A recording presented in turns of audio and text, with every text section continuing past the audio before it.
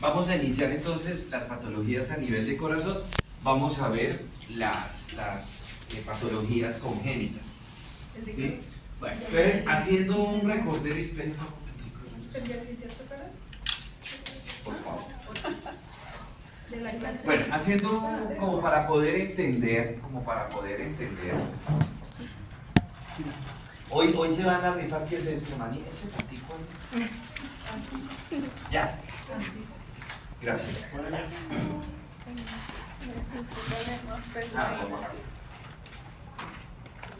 Ponga esa debajo y la ponga encima.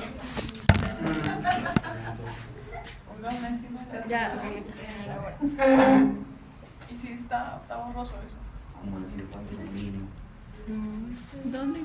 Pues ni siquiera sabía. Bueno, para poder entender las patologías congénitas a nivel del corazón, vamos a ver hoy quién se gana la rifa del seminario. Ay, no. Un seminario de castigo. A los habladora. ¿Es que no ve? No, aquí habla. Entre Lobocito y yo. Para poder entender las patologías congénitas tenemos que saber cómo se forma el corazón. Ustedes muy seguramente van a entrar a cirugías de cardio para corrección de estos trastornos congénitos. Entonces es necesario saber. Pero aquí tenemos un ovocito maduro, que es el que la mujer ovula periódicamente, ¿cierto? Aquí podemos observar el ovocito, podemos observar lo que es la corona radiada, la zona pelúcida. Aquí ya hubo fecundación. ¿Cómo sabe que hubo fecundación? Porque se unen los dos pronúcleos. Uno de estos será el pronúcleo femenino y el otro va a ser el pronúcleo masculino. Ese pronúcleo masculino, cuando el espermatozoide atraviesa todas estas capas, la cola del espermatozoide queda metida acá. Queda pues perdida acá y acá entra en la cabeza, y esa cabeza, en la medida que está buscando el pronúcleo femenino, va sufriendo esa serie de transformaciones, ¿sí? Entonces aquí ya podemos decir que hay fecundación. Entonces arriba se ven bien bonitos los dos pronúcleos unidos. Uno de esos será femenino y el otro será masculino. Una vez que se unen los dos pronúcleos, comienza un proceso de segmentación. O sea, esa célula empieza a dividirse en 2, 4, 8, 16, 32, 64. Cada una de estas células, ¿cómo se llaman? Cada una de esas células. Regalo 0,5 para el parcial a la 1. ¿Los ovocitos? No. ¿Ovocitos ya? No, la bogonina, no, la bogonina. 0,5 a las 2. Después no me están pidiendo. Pero danos una pista. El dorado tiene dos. ¿Una pista? Lo vimos el semestre pasado cuando vimos hueso. ¿Sí? 0,5 a las 3. Condroncitos. Eso es hueso, condrocito es cartílago. Perdieron ese 0,5. Perdieron esos 0,5. Se llaman blastos. ¿Los qué? Cada una de estas células se llama blastos, ¿sí? Entonces se va segmentando, miren, 4, 8, 16, hasta que queda así la morula, ¿sí? La morula, miren acá. Entonces, ¿qué pasa? Primera semana de gestación. El día 7 de gestación observamos dos capas grandes de célula. La masa celular externa y la masa celular interna.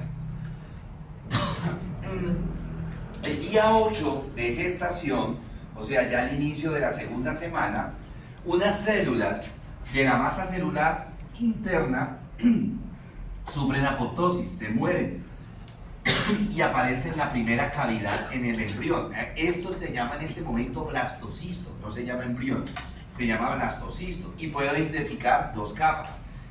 Ya la que era la masa celular externa no se va a llamar masa celular externa, sino trofoblasto, y lo que era la masa celular interna se va a llamar embrioblasto.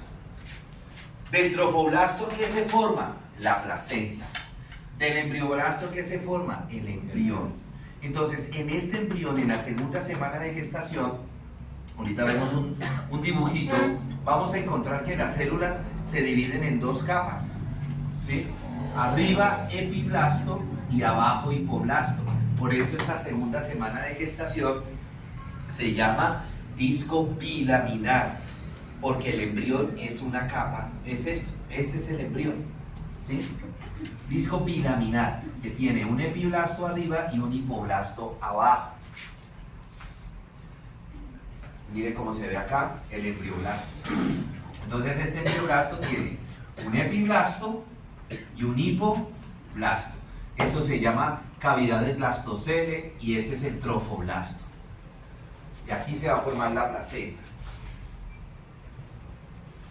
Mire el embrioblasto. Este es el embrioblasto. Lo azul es el epiblasto, lo amarillo es el hipoblasto. Y esto verde clarito, verde oscuro es el trofoblasto.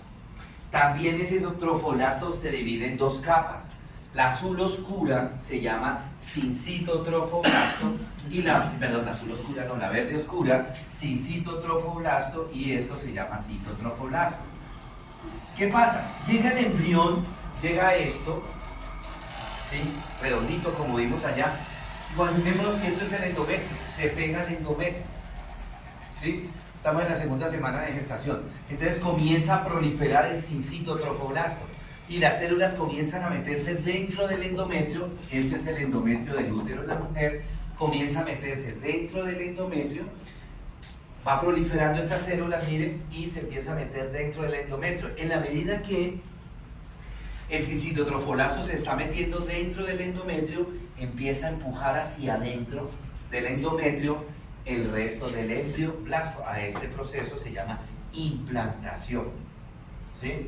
Se va implantando, se va metiendo dentro del endometrio. No sé si ustedes se acuerdan que yo les decía que cuando veíamos los ciclos sexuales femeninos, que el endometrio tenía que estar proliferativo, grueso, para ver si había fecundación, se implantara, ¿sí? Se implantara, ¿verdad? Bueno.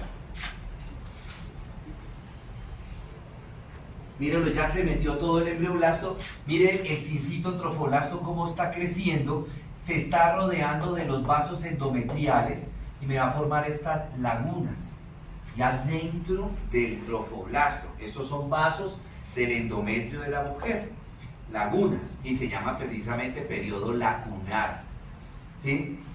Mire cómo está creciendo el embrioblasto. Aquí ya, esta era la cavidad del blastocele, que ahora se va a llamar saco vitelino primario, y aparece la segunda cavidad en el embrión, la cavidad amniótica. Lo azul epiblasto, lo amarillo hipoblasto.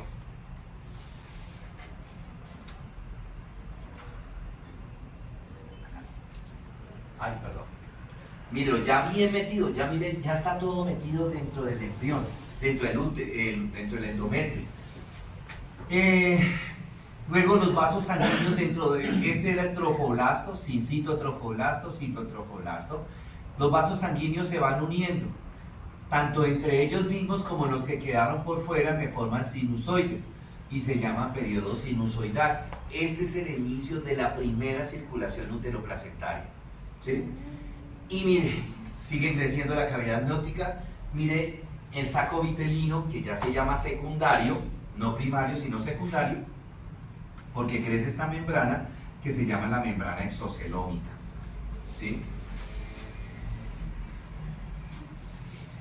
Tercera semana de gestación. En la segunda semana de gestación, esperen si tengo una foto de la segunda semana de gestación. No. Bueno, en la segunda semana de gestación, si yo miro el embrión desde arriba, perdón. Bueno, si yo miro el embrión, aquí lo estoy viendo de frente. Hice un corte y lo estoy viendo de frente. Si yo lo miro desde arriba, el embrión en la segunda semana de gestación es así. Este es el epiblasto y este es el hipoblasto. Ahora, si yo corto esto por la mitad, veo esto, pero pegadito. Si yo lo corto en la segunda semana de gestación, es esto: epiblasto, hipoblasto. En la tercera semana de gestación, células del epiblasto comienzan a meterse por un huequito que hay acá que se llama la fosita primitiva. Se empiezan a meter células del epiblasto y empiezan a hacer esto. Esas células se meten, así empiezan a meterse, chun, chun, y empieza a separarse las capas, empieza a suceder esto. ¿Sí? ¿Qué está apareciendo acá?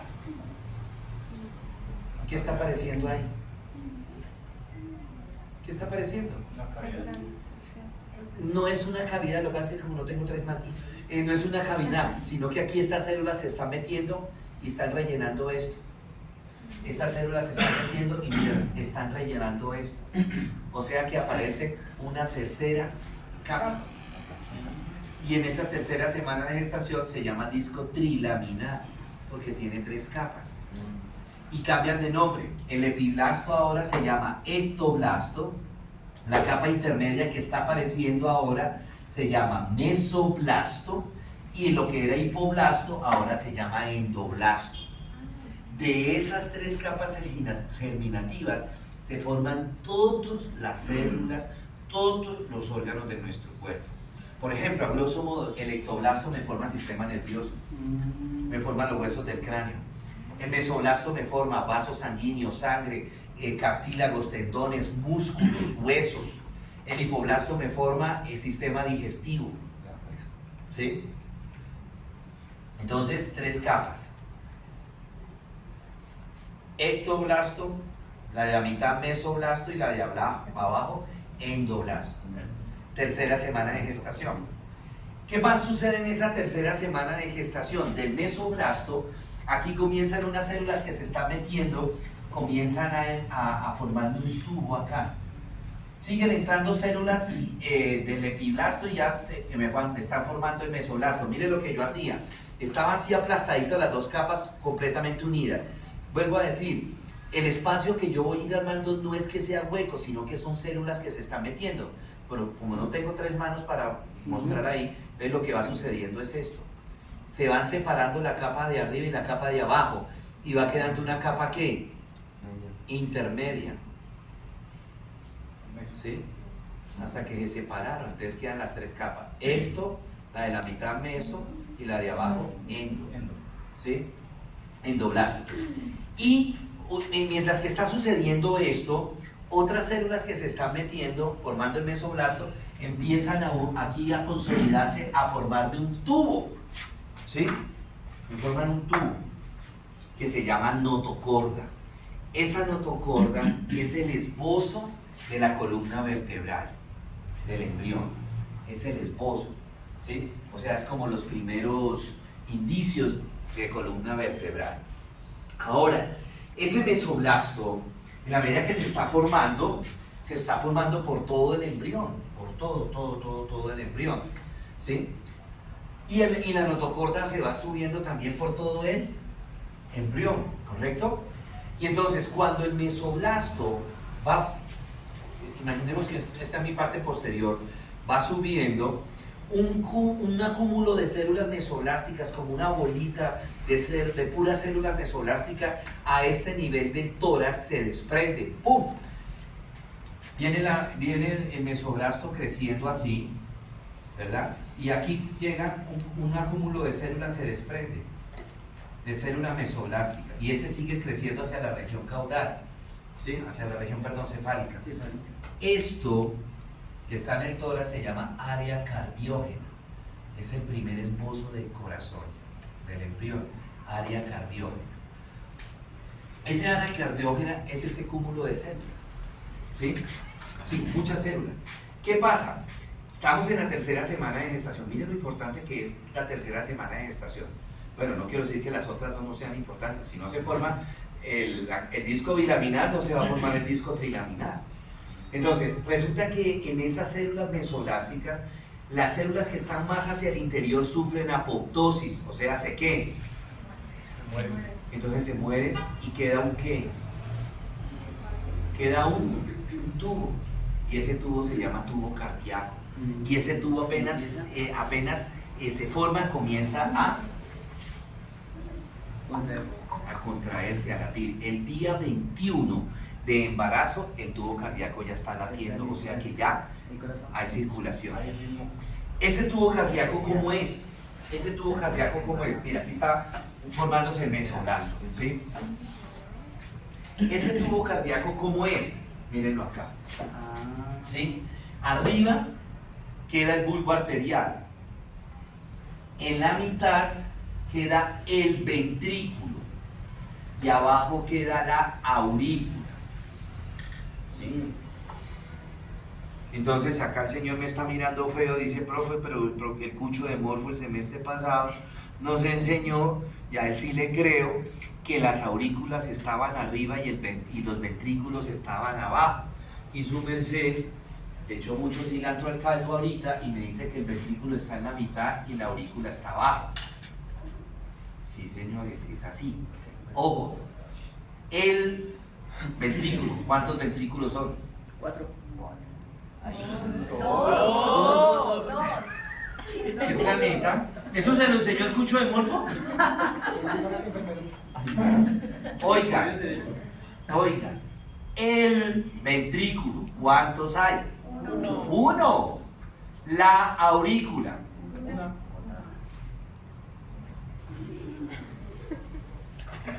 Entonces, ¿qué pasa? Finalizando la tercera semana de gestación, es eso. Aquí lo estoy viendo de frente, ¿sí? Bulbo arterial, el ventrículo, la aurícula, ¿sí? Esta parte, aquí está el ventrículo y está la aurícula, todo esto es ventrículo y aurícula. En la cuarta semana de gestación, ¿qué evento importante sucede? Se va a iniciar el proceso de neurogénesis, es decir, se va a formar el sistema nervioso. ¿Cómo? Después veamos sistema nervioso. Entonces se forma el sistema nervioso y unas células ectoblásticas. Acuérdense que les dije ahorita del ectoblasto se formaba el sistema nervioso. Prolifera mucho en la cabeza del embrión, entonces la cabeza del embrión pesa mucho, es muy grande. Y entonces ocasiona esto, plegamiento cefalocaudal, o sea, el embrión se incurva y adopta la forma de feto ya. Ese incurvamiento del embrión hace que el tubo cardíaco y que muchas vísceras abdominales, el estómago, el páncreas, ¿sí?, también roten. Entonces, ese tubo cardíaco, al incurvarse el embrión, él va a rotar. ¿Cómo rota? La parte de la mitad, que era donde estaba el ventrículo, va a rotar hacia adelante y hacia la izquierda. Y la parte de abajo, donde estaba la aurícula, lo contrario, rota hacia atrás y hacia la derecha. Entonces hace esto. Entonces lo que estaba, miren el movimiento. La parte de abajo rota hacia atrás y hacia la derecha. Y la parte de la mitad hacia adelante y hacia la izquierda, ¿sí? Entonces miren la parte de la mitad, que va a rotar hacia la izquierda y hacia la derecha, ¿cierto? Va a rotar hacia la izquierda y hacia la derecha. Hacia adelante. Eso, hacia adelante y hacia la izquierda, que era la parte de abajo de la aurícula. Rota así. Y entonces ahora, ¿dónde queda la aurícula? ¿Y el ventrículo? ¿Cuántas aurículas? ¿Y cuántos ventrículos? Y esto se llama asa cardíaca, por la forma que tiene, como el asa de un pocillo. Pero miren, que la aurícula subió y ahora quedó ¿en dónde? En la mitad, o sea, arriba. Y el ventrículo bajó y ahora ¿dónde quedó el ventrículo? Abajo. Ya como que se está apareciendo el corazón humano. El problema, por no decir el problema, no, lo otro es que ¿cuántas cavidades hay? Hay una sola arteria, hay una sola aurícula y hay un solo ventrículo, ¿cierto? Ahora, ¿qué pasa? Entonces resulta que... madre, no está. Bueno, resulta que hay una sola, voy a hacer un corte.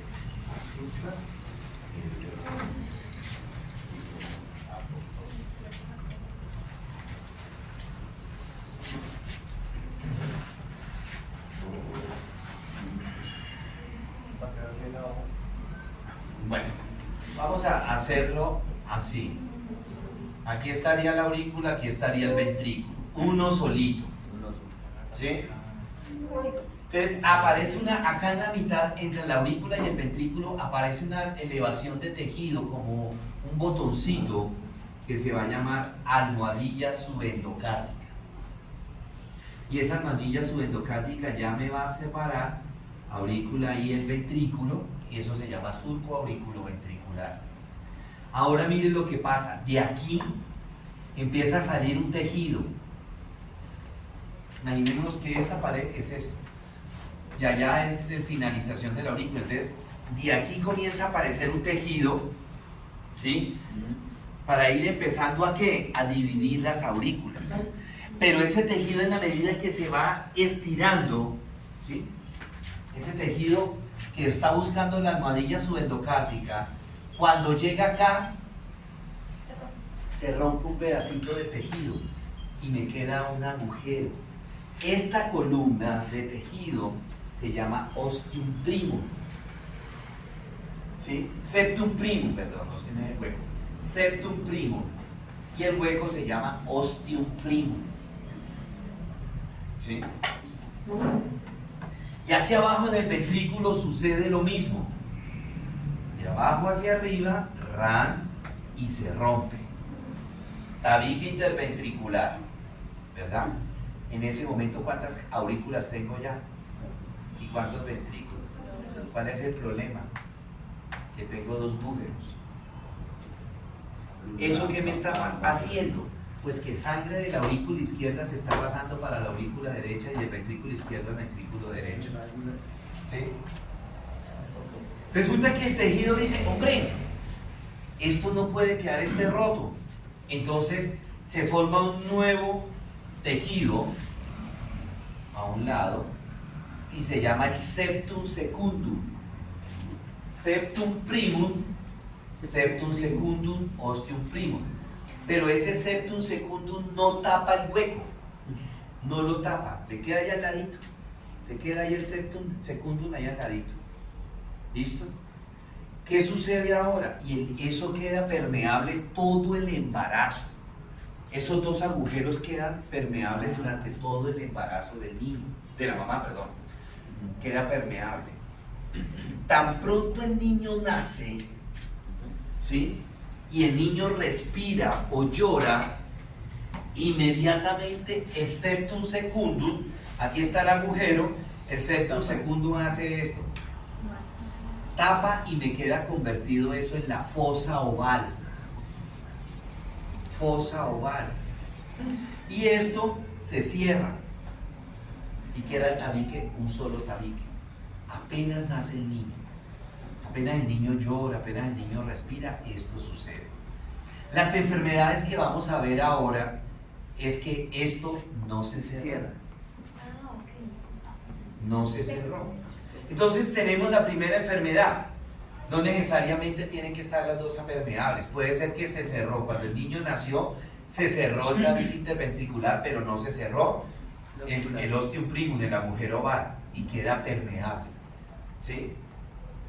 Entonces, pregunto, ¿por qué si ambos orificios están permeables durante todo el embarazo, ¿por qué el niño no nace ya con problemas cardíacos? ¿Tú qué opinas? Porque mi Dios en su infinita sabiduría quiere mucho a ese angelito y no deja que se enferme. ¿Por qué?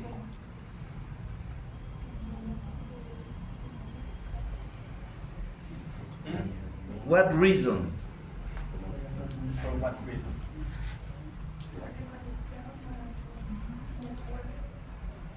No. Porque no hay respiración. ¿Cómo? No hay respiración. No es por eso. No hay respiración, sí, pero no es por eso.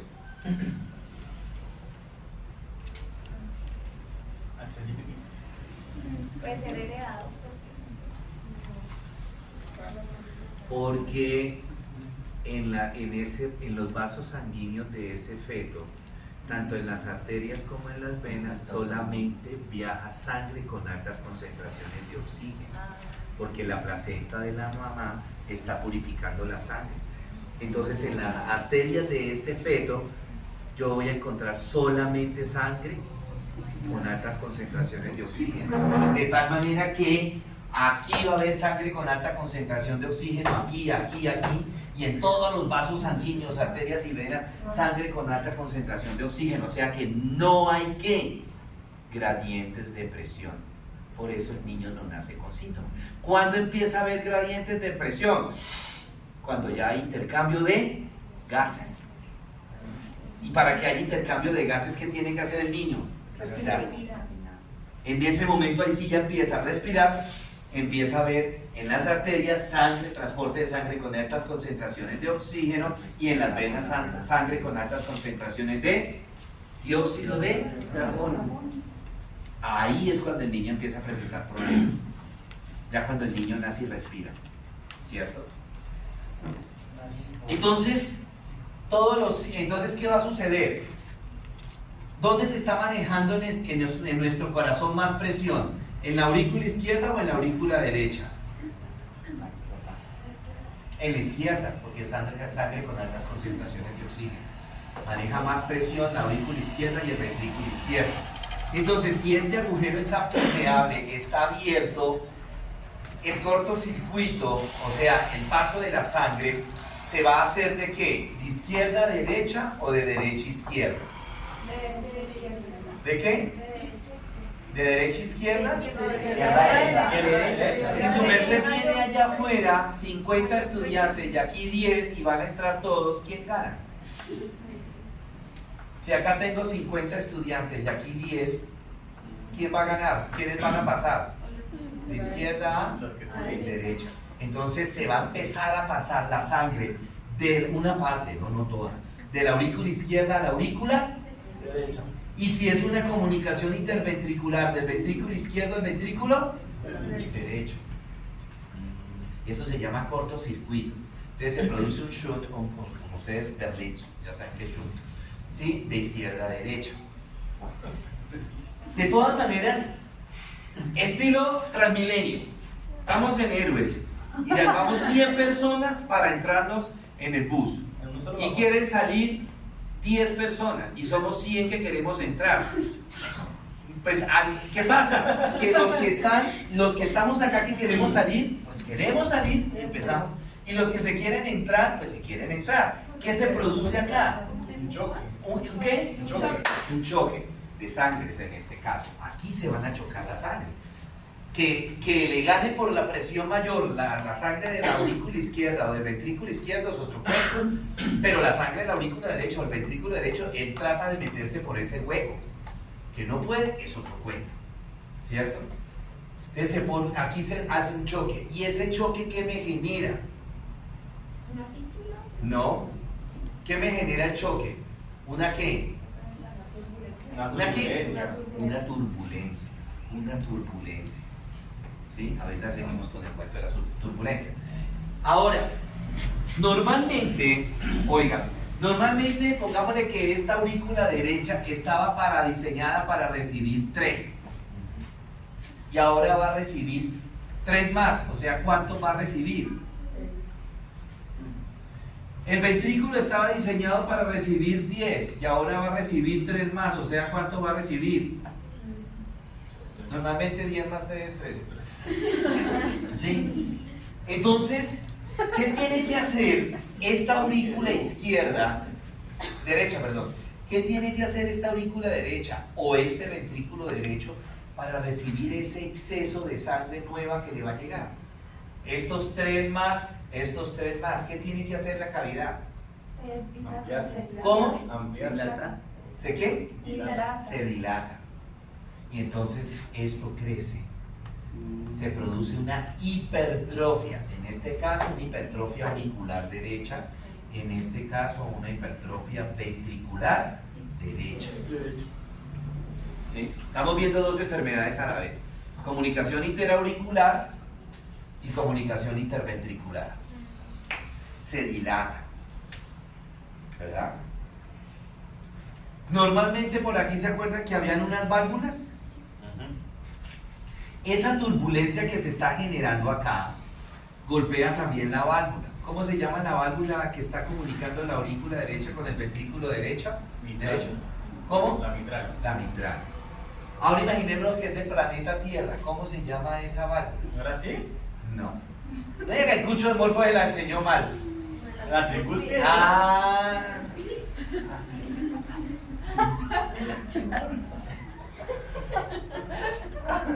Créanme que donde él no se acordara que el cucho de Morfo era yo, le hubiera hecho, si así no le enseñó el profe. Porque eso es lo que dicen en los sitios de práctica. Entonces esta turbulencia golpea esta puerta. Imaginémonos que esta es la aurícula derecha y allá el ventrículo derecho. Si nosotros acá empezamos a golpear la puerta, pues se va dañando la puerta. ¿Sí? Ya está dañada. Se va dañando la puerta. Se va dañando la válvula tricúspide. ¿Sí? Ese daño de la puerta es que la válvula llega, aurícula derecha, ventrículo derecho, se abre, pasa la sangre y se cierra herméticamente.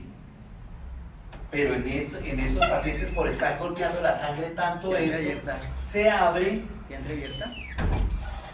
pero no se cierra completamente. ¿Queda qué? Un espacio por donde qué. Entonces, habrá una sangre de la aurícula derecha que normalmente querrá pasar ¿a dónde? Y habrá otra sangre que del ventrículo derecho se quiere ¿qué? Devolver a la aurícula derecha. ¿Sí? Devolver a la aurícula derecha, se produce una regurgitación de sangre. Esta turbulencia entonces no deja que la válvula se torne insuficiente, va a pasar, aquí se torna otra turbulencia, ¿cierto? Por la sangre que quiere seguir su camino normal y otra que se quiere ¿qué? Devolver. Y eso también, así no tenga comunicación interventricular, pongámosle que en ese niño solo hay comunicación interauricular, esa turbulencia golpea ¿a quién? Las paredes del ventrículo, se dilata y se produce hipertrofia ventricular derecha. Llevamos hipertrofia auricular derecha, hipertrofia ventricular derecha. Esa turbulencia golpea acá una válvula de una arteria que nace en el ventrículo derecho que se llama ¿cómo? La arteria que nace en el ventrículo derecho.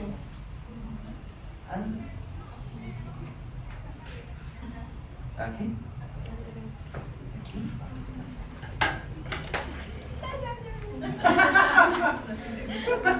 Pero estuviera allá abajo relinchando, gritando, a ver si la escuchaban hasta Suacha. ¿Cómo se llama esa válvula? Digo, la válvula no, la arteria. ¿La qué? La arteria pulmonar. Y entonces esa turbulencia golpea la válvula pulmonar y le pasa lo mismo a la válvula pulmonar. Se daña la válvula pulmonar, se estenosa la válvula pulmonar. Esta arteria pulmonar estaba diseñada para recibir 4 y ahora va a recibir 3 más, o sea, va a recibir 7. ¿Qué tiene que hacer esa arteria pulmonar para recibir esos 7? Otra hipertrofia. Se hipertrofia la arteria pulmonar, ¿sí? Y se eleva la presión dentro de la arteria pulmonar y el niño como consecuencia va a tener una hipertensión pulmonar que lo puede matar. Ush. Eso en cuanto a las cavidades derechas. Ahora, aquí estaba diseñado para recibir 15, pero como 3 se fueron para allá, ¿cuánto va a pasar? 12. Aquí estaba diseñado para recibir 20 y ahora solamente van a pasar 17. La pregunta es, estos 17 serán, acuérdense que están en el ventrículo izquierdo, circulación mayor, o sea que van a pasar 17 a la aorta. ¿Será que esos 17 serán suficientes para oxigenar todas las células de nuestro cuerpo? Entonces el cuerpo de ese niño entra ¿en qué? Insuficiencia cardíaca. ¿En qué? En hipoxia. En hipoxia. ¿Y cómo se manifiesta esa hipoxia? Cuando el niño hace ejercicio, se va a poner cianótico el niño, moradito, va a tener fatiga, dificultad respiratoria, ¿sí? Es un niño que no tolera el ejercicio. En mi época, porque esto en mi época no se diagnosticaba casi, sino que cuando se diagnosticaba cuando el niño estaba en el colegio. ¿Por qué? Porque en el colegio, en el jardín, no podían hacer educación física, correr, y el peladito a los 2 minutos ya está morado, ahogado, fatigado, y eso no es normal, ¿sí?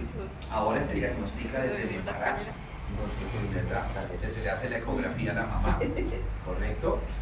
Bueno, fíjense lo importante que es saber la morfo, y ustedes decían que no necesitábamos.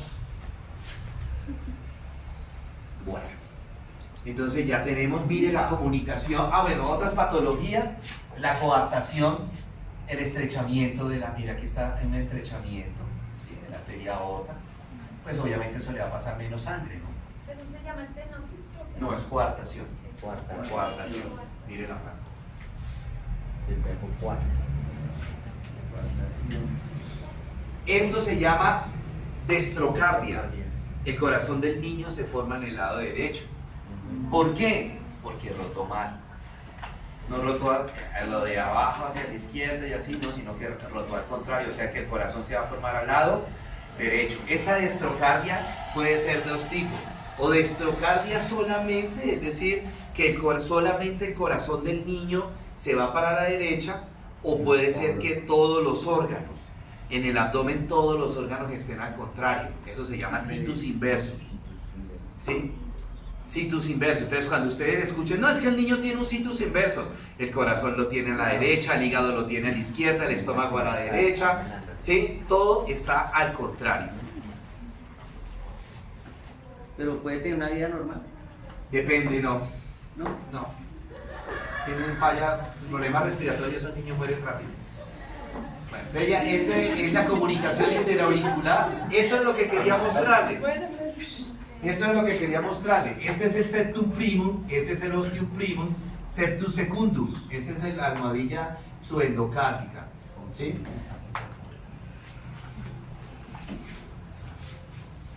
¿No? Bueno. Lo que es. Entonces, mire, la comunicación interauricular queda permeable el agujero oval, el ostium primum, y me permite la comunicación de la aurícula izquierda con la aurícula derecha. Miren el agujero. ¿Sí? Esto hay que operar. El otro problema es la comunicación interventricular. Entonces, miren el agujero, ¿verdad?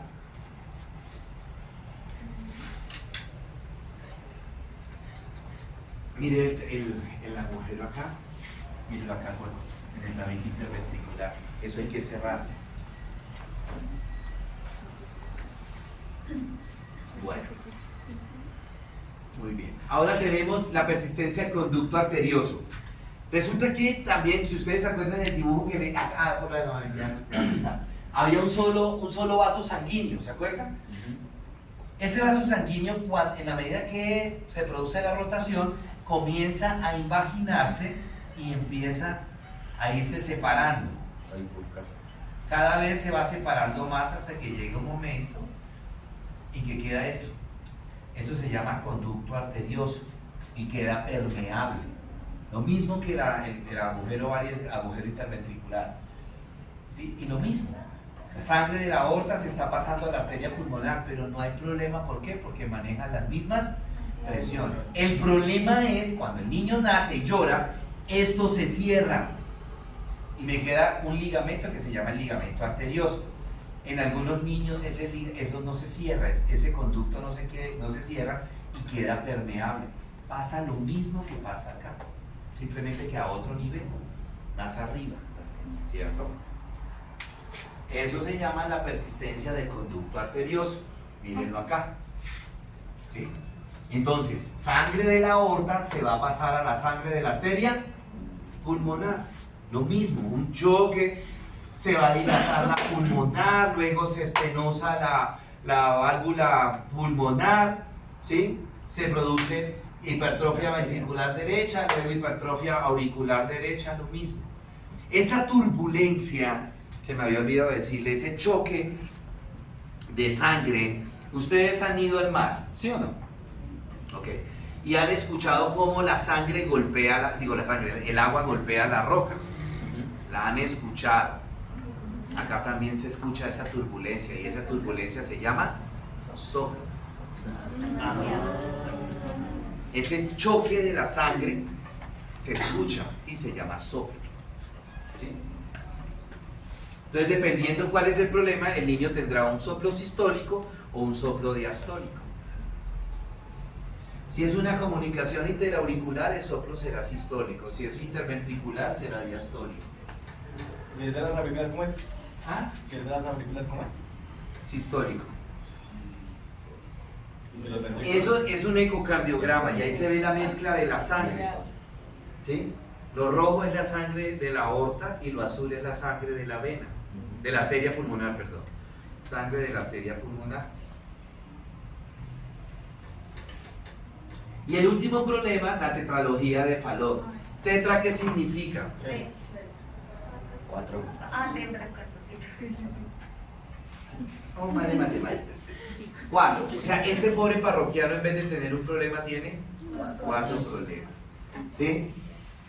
¿Cuáles son los 4 problemas que tiene? Tiene una comunicación interventricular.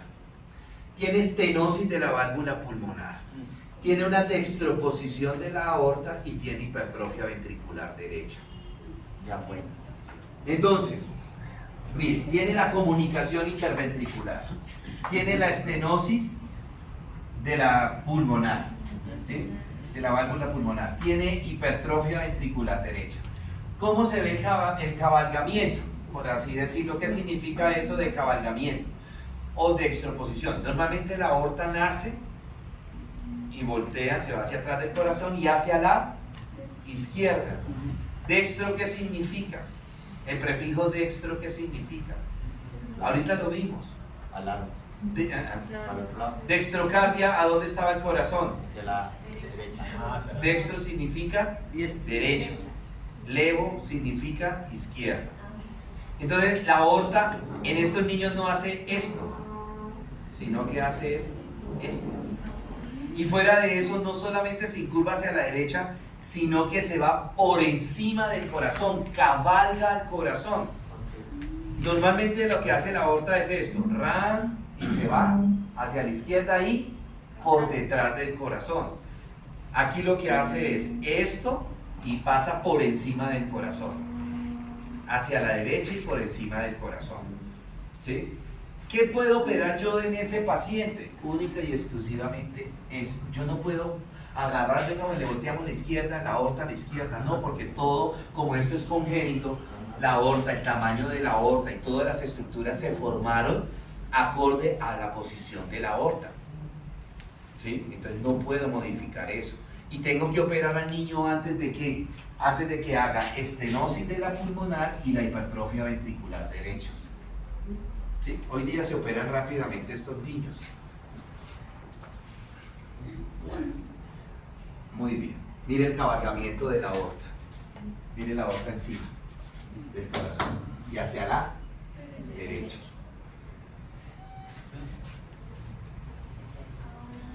Bueno, muy bien. Preguntas de esto. Preguntas, dudas, inquietudes.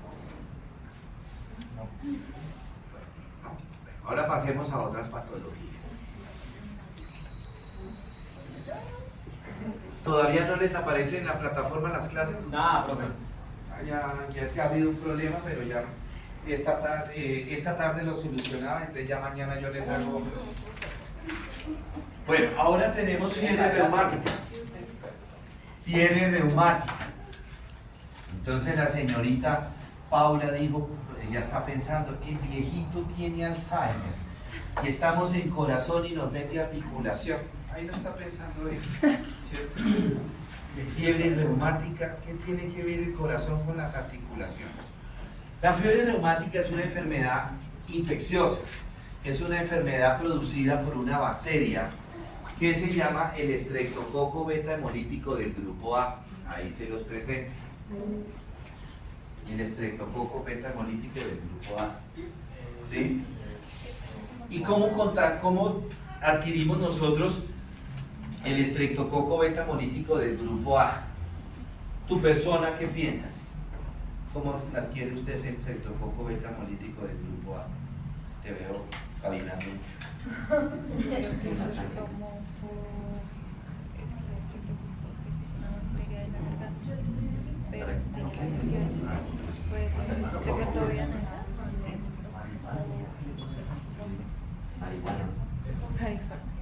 cómo adquirimos nosotros el estreptococo beta hemolítico del grupo A? ¿Como por una transfusión? ¿Cómo, señor? ¿Como por transfusión? No.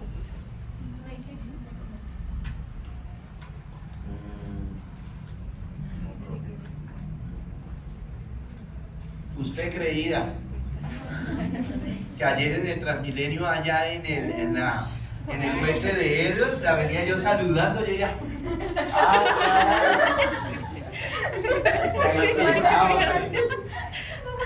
Y yo, pues imagínate, con toda esa vaina, un mundo de gente, y yo, chao. Quedé enhuesado por el salud. Pesado.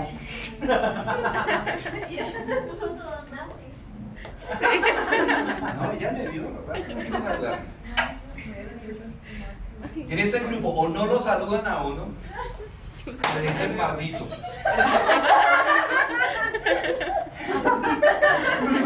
No me contestó el mardito eso. Menos mal fue mardito y no mardo. Así, tal cual. No me cambie el tema. ¿Cómo se adquiere el estreptococo beta hemolítico del grupo A? Y heredado. No, el estreptococo no se da la No, profe, ni idea. pero desde la estación no hay.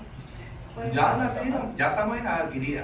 bueno, pues yo conozco el Streptococcus como una enfermedad que pues puede ser vía oral o también, como dijo la compañera, pero o sea, puede ser por causa, o sea, lo que yo sé, digamos, transmitida, o hay algo que, es que no sé, no me acuerdo bien, hay una baja, no sé si las defensas, algo así, y se produce. Ay, pero ¿de dónde lo agarró?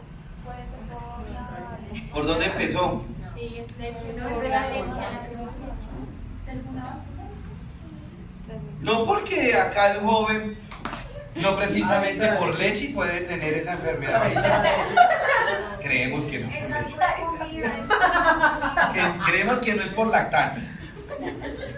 Ay. ¿Qué te sale? Con la neta equivocada. Es- ¿Dónde? No, ni idea, profe. Usted tiene dos. Uy, ¿cómo así? No vaya mal pensar. Por los senos, por la mamá. No. Ay, El cucho de Morfo le enseñó que esto se llamaban Las senos. mamas. Uy, no. De bueno. no. Cierto, de Morfo. Por eso es que en Morfo, en patología les voy a preguntar Morfo. ¿Su merced de dónde adquirió ese estreptococo beta hemolítico del grupo A? De las No me mamas. salga que la misma lactancia de aquí. Por las mamas. Todos ustedes la han adquirido. Gripa.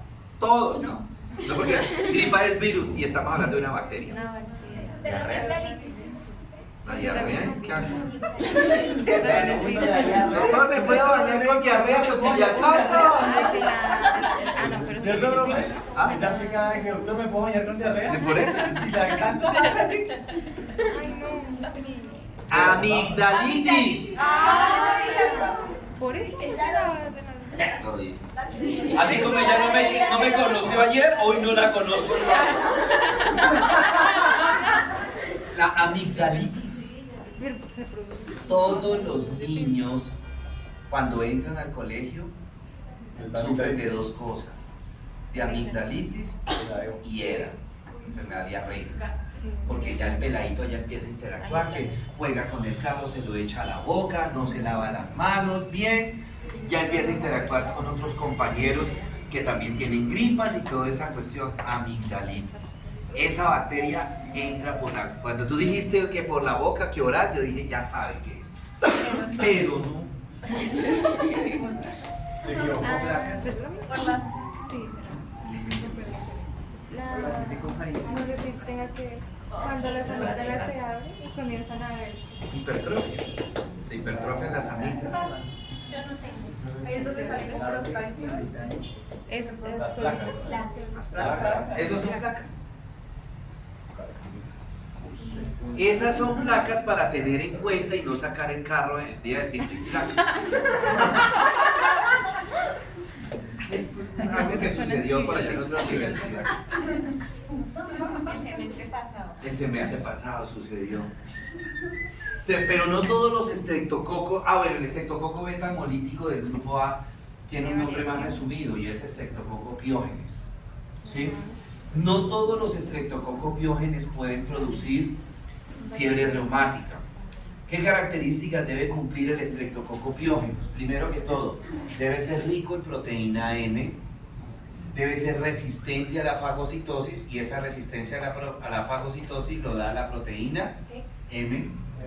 Debe poner una cápsula grande, gruesa de ácido hialurónico y debe producir o debe formar el antígeno o la inmunoglobulina anti-M, que es la que nosotros medimos en las pruebas de laboratorio, esta inmunoglobulina o este anticuerpo anti-M. Ahorita les digo cómo se llama la prueba. ¿Sí? Ahí tenemos en un frotis faringio, ¿sí? Todas estas rayitas que ustedes ven, todo esto son el estreptococo. Tiene bastantes estreptococos. Bueno, el diagnóstico se hace a través de unos criterios mayores y unos criterios menores. Si ustedes miran los criterios menores, fiebre, astenia, dinamia, anorexia, atralgia, pues no son específicos. Con esos síntomas yo puedo decir una gripa. ¿Sí? Y la prueba de Astos. Esta prueba de Astos es la que me mide los anticuerpos, eso que veíamos ahorita, ¿sí? La inmunoglobulina anti-M. Están los criterios mayores que sí ya son específicos para la enfermedad, como cuál, la carditis, el compromiso a nivel del corazón, ¿sí? Entonces, cuando ya las amígdalas están muy hipertrofiadas, las amígdalas cumplen un papel de filtro, son un colador, ¿sí? Porque nosotros estamos permanentemente expuestos al estreptococo en el ambiente, ¿sí? En el ambiente. Y entra por la nariz o entra por la boca. Entonces, de una u otra manera, llega a las adenoides y llega a las amígdalas, ¿correcto? Cuando ese niño sufre de amigdalitis a repeticiones, ese niño de que entró al colegio y cada rato el niño incapacitado, fiebre y esas amígdalas hipertrofiadas, dolor al tragar, ¿sí? Y es constantemente, llega un momento en que ese filtro se daña. Es como si ustedes agarran un colador, al principio el colador funciona, pero ya el colador tiene 10 años. Entonces, ¿qué pasa? Los cuadritos se van rompiendo y se van uniendo y cada vez el cuadrito, los huequitos son más grandes, más grandes. Entonces, lo mismo sucede acá. Las criptas amigdalinas ya no filtran y entonces, ¿qué le permiten? Al estreptococo pasar por la sangre y es cuando puede migrar al corazón y me genera la carditis, ¿sí? Esa carditis, esa inflamación del corazón se puede originar en el endocardio solamente y generarme endocarditis. O puede comenzar en el miocardio y generarme una miocarditis, o puede en el pericardio una pericarditis, o puede atacar todo el corazón y me genera una pancarditis. Asociado a pues obviamente en la medida que se inflame cualquier parte del corazón, acuérdense que dentro del corazón está el sistema cardionector, se va a inflamar el sistema cardionector. Entonces acuérdense que el sistema cardionector es donde se forma el impulso cardíaco allá en el nodo sinusal y se transmite. El sistema cardionector es ese camino que debe recorrer el impulso cardíaco. Nodo sinusal, la vía internodal, nodo auriculoventricular, haz de His, fibras de Purkinje. Si eso está inflamado, entonces el nodo sinusal se inflama y va a enviar, se solla el nodo sinusal y empieza a enviar impulsos uno detrás de otro, generándome una taquicardia. Si esto dura mucho tiempo, me puede llevar a una insuficiencia cardíaca y el niño presentar lo que se llama el ritmo de galope, ¿sí? Nosotros tenemos normalmente dos ruidos, sístole, diástole, tac, tac, tac, tac, ¿sí? Pero cuando ya el nodo sinusal está muy deteriorado, muy dañado, se produce un desdoblamiento del segundo ruido, tac, tac, tac, ¿sí? Aparecen cuántos ruidos ahora, y si a esto le asociamos que hay taquicardia, entonces ta ta tac, ta ta tac, ta ta tac, queda como el galope de un caballo. Por eso se llama ritmo de galope, que es característico de una insuficiencia cardíaca congestiva, de tal manera que ustedes escuchen, si allá en quirófano, no, es que el paciente tiene ritmo de galope, quiere decir que el paciente tiene sí o sí insuficiencia cardíaca y hay que ponerle tratamiento a esa insuficiencia cardíaca, ¿sí? Muy bien. Bueno, se van a lesionar las válvulas cardíacas, ¿sí? Me produce una valvulitis. ¿Cuál válvula cardíaca es la que primero se afecta? La válvula mitral, ¿sí? Aparecen soplos, ¿verdad? Aparece una cosa, el corazón del niño crece.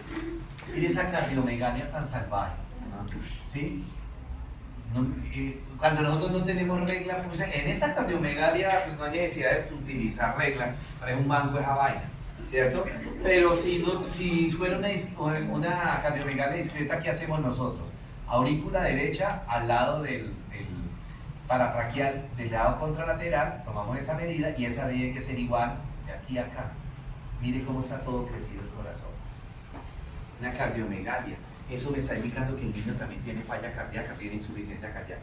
Otra cosa que puede suceder es que la válvula mitad, la bacteria haga una camita y aparezcan estas nodulaciones. Eso se llaman nódulos de Aschoff, que hacen que la válvula pese y la válvula no se va a cerrar correctamente, se empieza a fibrosar y genera estenosis mitral. Mire la válvula lesionada, ¿cierto? Hay una fotico donde se ve el nódulo bien bonito, mírelo allá. Miren, ¿sí ves estas elevaciones? Esos son los nódulos de Aschoff en la válvula. ¿Sí? Nódulos de Aschoff. Hace que la válvula no se cierre correctamente, entonces se va a regurgitar sangre, ¿verdad? ¿Cómo se llama esto?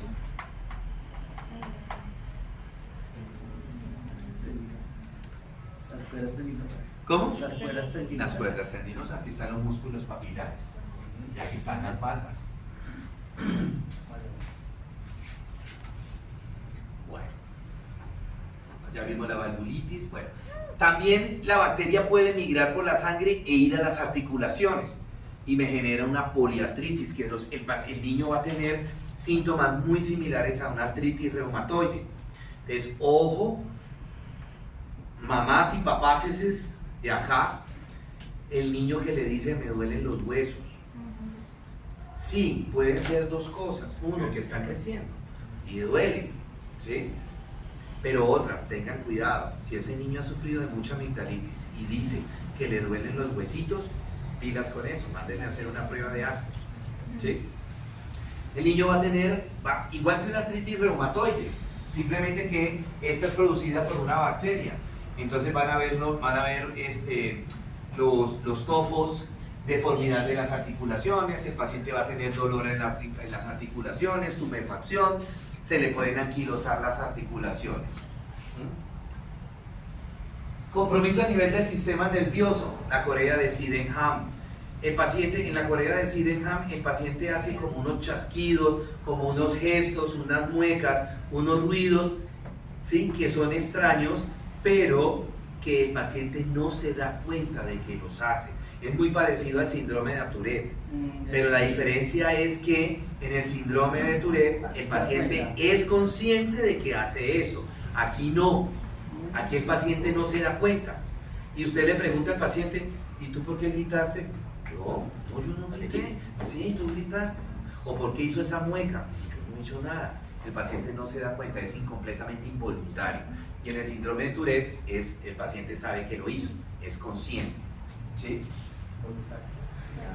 Bueno, muy bien. A nivel de la piel aparecen esas lesiones eritematosas, se llama el eritema marginado de Leiner. Son unas placas planas, rojizas, que aparecen a nivel del tronco, a nivel del dorso, en las extremidades. Se parecen mucho a las del hongo.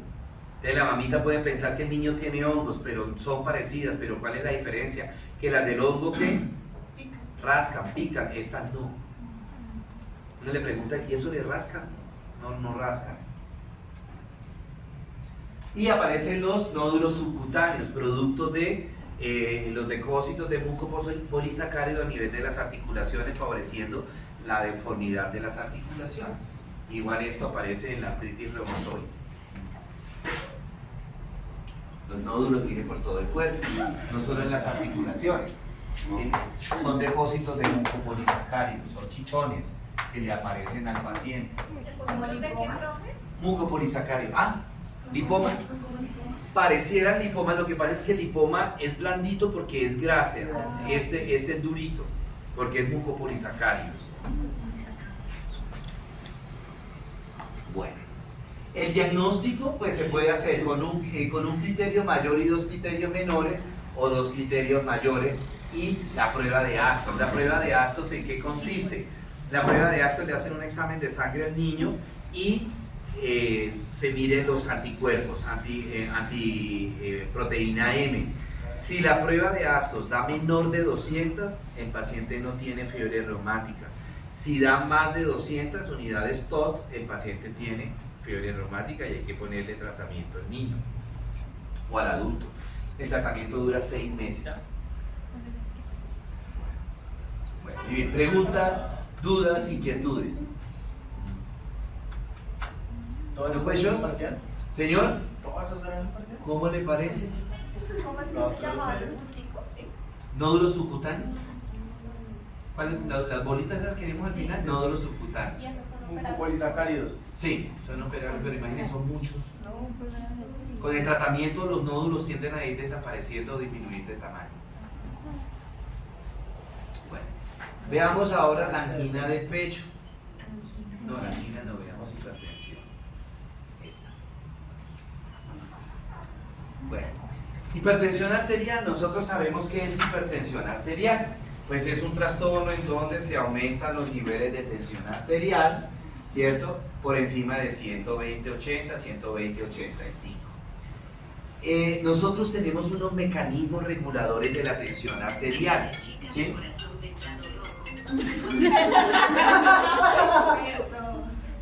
Chica, corazón vendado. No. Ya. Sorry. La chica del vendado, ¿de qué? El corazón vendado. Del encaje rojo. Del encaje rojo. La chica de rojo, hay que Ve decir. chica, ve chica. No, chica. Chicuela. La chica del encaje rojo. No, no, decía. Chicuela con encaje rojo. Para 14 personas de acá que representamos el 99% es chica vendada rojo. Del encaje rojo.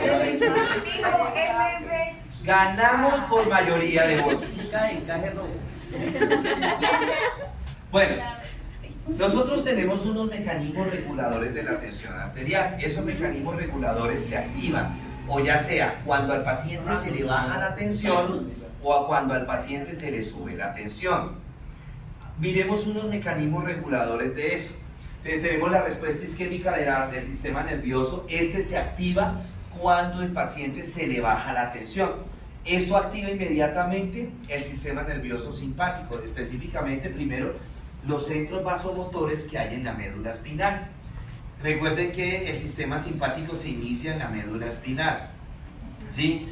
A ver, regalo 0,5 en el parcial a que me diga en dónde específicamente se origina el sistema nervioso simpático. 0,5. No, simpático, estamos hablando. 0,5. Después no esté que profe, que no sé qué, que dice cuando. Mire, profe, que yo soy la chica del rojo. Profe, en L1. ¿En qué? L1. No ve. Sin mirar en el celular. No me voy a venir a buscarla. No, lo vimos el semestre pasado. No, pero no es L1, es T1. Esa es la T1 y la L2, creo que es la L2, L1. No, yo vi. ¿Dónde se origina la 1? Entre T2 y T1, entre T1 y L2. Sin comerse las uñas. T2 Tiene L1. uno. T2 L1, T2 L1, T2 L2. ¿Dónde se origina específicamente el sistema nervioso simpático? O en la glándula. A las 2. Sin mirar apuntes, sin mirar nada. Pero este manito me quiere. Y a las. En la médula. ¿Dónde vive en Bogotá? ¿Ah? Oh, bueno. A ver. En la glándula sí está acá metida. ¿Qué contexto? Entonces, eso. La aventura no. Si me dejara terminar. Ah, bueno. ¿No es algo en neuroeje? Ay, Sí, en el neuroeje. Aquí por acá. 0,5, gracias. No, Ay. pero tu merced linda, el neuroeje es encéfalo, médula, circuitos ventriculares, líquido cefalorraquídeo y meninge. Acá Lo que nosotros mismos no tenemos. se inicia. ¿Hasta dónde va el ¿Dónde ven las meninges ahí? Pero sí, acá por fuera, pero no las he dibujado. Se inicia el sistema nervioso simpático en las astas laterales de los segmentos medulares de T1 a L1. Ah, pero si yo tengo un L1. ¿Pero qué? T1 No, a L1, hay astas anteriores. 0.25, 0.25. Ah, 0.25. Yo dije específicamente. No. Sí, es la T1. Entonces, se estimula el sistema nervioso simpático, lo que produce vasoconstricción. Chicos, todo lo que produzca vasoconstricción, o sea que se cierren los vasos sanguíneos, me aumenta la tensión arterial. Y todo lo que me produzca vasodilatación, me baja la tensión arterial. Entonces, de estas dos cosas, los medicamentos que se emplean para la hipertensión, ¿cómo actuarán? Produciendo vasoconstricción o vasodilatación. Ya, pasar fármaco. Ay, o sea, digo, yo ya vi fármaco, porque bien.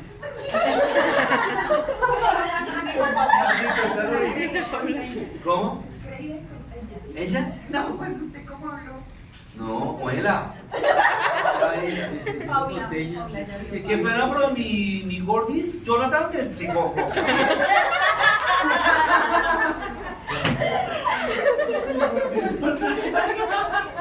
Me hizo colorear eso. Es el reflejo del uniforme. Bueno, otro sistema regulador. Usted me le dio un papel para que yo cruzara ahí con el mal. Entonces, la respuesta isquémica del sistema nervioso lo que hace es que subir la tensión. Otro, quimioreceptores, me suben la tensión. ¿Qué pasa? Barroreceptores. Los barroreceptores son los únicos mecanismos que se activan cuando el paciente tiene la tensión alta. O sea, los barroreceptores normalmente generarán ¿qué? Vasoconstricción o vasodilatación. Vasodilatación, ¿para qué? Para que baje. Para bajar la tensión. Entonces, en un paciente hipertenso esto se dañó. El sistema de los barroreceptores se dañó. Y entonces ya no se activa cuando se le sube la tensión. Entonces la tensión del paciente queda como alta. Entonces nos toca a través de medicamentos. Ayudarle. Regular. Que Paula se les puede explicar los medicamentos. El sistema renina-angiotensina aldosterona es en el riñón se produce renina, esa renina se convierte en angiotensina y esa angiotensina estimula a la corteza suprarrenal para que produzca aldosterona, se produce la reabsorción de agua, de sodio y la tensión se sube, mírenlo acá. ¿Sí? Entonces, al paciente se le bajó la tensión, entonces el riñón libera renina. Esta renina se convierte en angiotensina. Esa angiotensina actúa en la glándula suprarrenal para que produzca aldosterona. Pero también la angiotensina actúa en el vaso sanguíneo produciendo ¿qué? Vasoconstricción. ¿Y la vasoconstricción qué me genera? Retención de sodio, retención de agua y esto me lleva a ¿qué? Aumento de la tensión.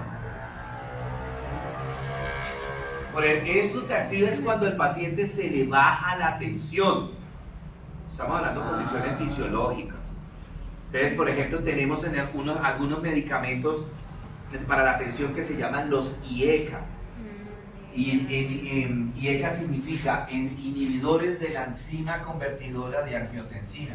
Aquí hay una enzima que se llama el angiotensinógeno, que es la que me convierte renina en angiotensina. ¿Sí? Entonces bloquea el angiotensinógeno. Hay angiotensinógeno 1, está la dipeptidasa. Bueno, aldosterona que ya lo vimos.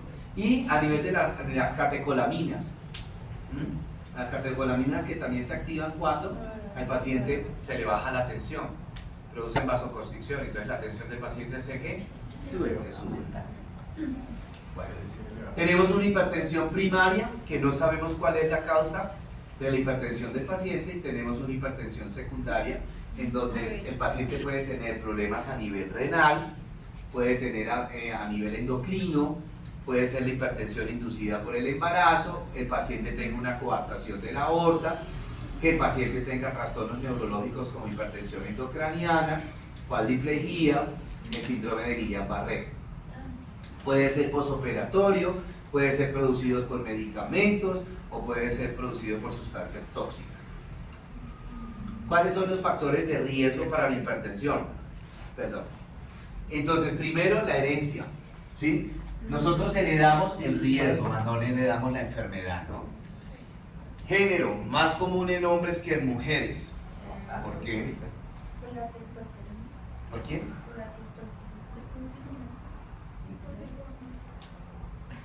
Ah, ¿no conocieron una vecina mía? Traga más que yo. ¿Tarea? Porque los hombres somos más propensos a la hipertensión que las mujeres. Sí, pero no me la ha dicho Juan. La chica de rojo. La edad, mayores de 45 años, la raza caucásica y la raza anglo. El sobrepeso, el alcohol, el sedentarismo, el uso de anticonceptivos, la diabetes, colesterol triglicérido aumentado, la dislipidemia.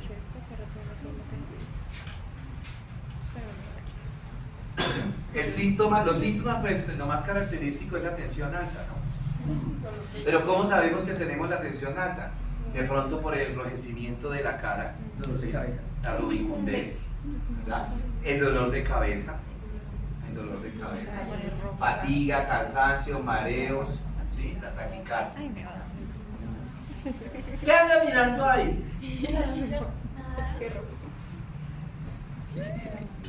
No, y la veo uno allá acurrucada mirando el celular.